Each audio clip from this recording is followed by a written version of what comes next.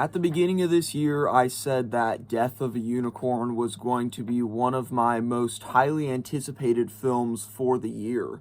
And that was mostly due to its very unique concept, where basically you have Paul Rudd and Jenna Ortega playing this father and daughter who, while driving on the road, they hit this unicorn that walks in the way, and that sets off this chain reaction where there's a bunch of people who are trying to use the dead body of this unicorn for their own benefit, as well as angry unicorn parents coming to get revenge.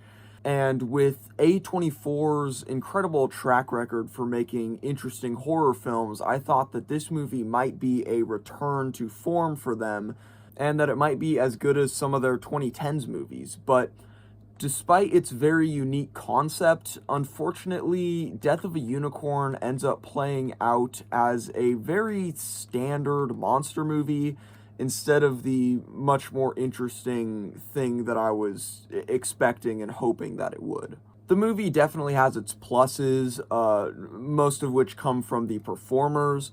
Paul Rudd and Jenna Ortega are pretty good as this father-daughter duo who don't exactly see eye to eye. And then Will Poulter shows up, and he is very funny, charming, charismatic. Really, probably the funnest thing in this movie.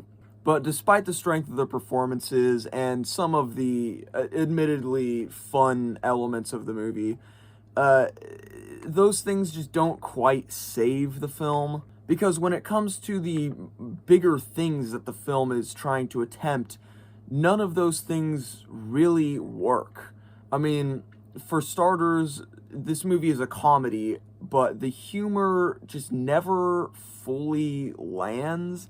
I mean, there's a couple moments where it sort of gets a chuckle out of me, but it never really goes beyond that level.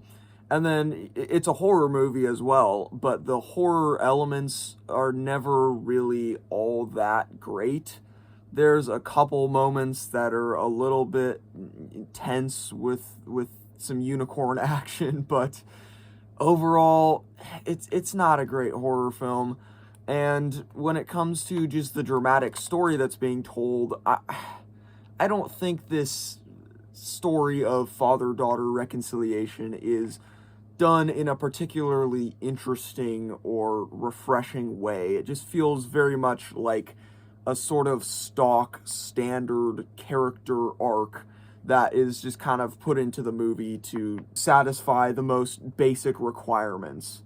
So yeah, despite my excitement for this film, I ended up walking out feeling overall pretty ambivalent towards it. It's not bad by any means. It's a totally breezy little time, but I just don't really have anything all that overly positive to say about it either. So, in my opinion, it's a strong 5 out of 10.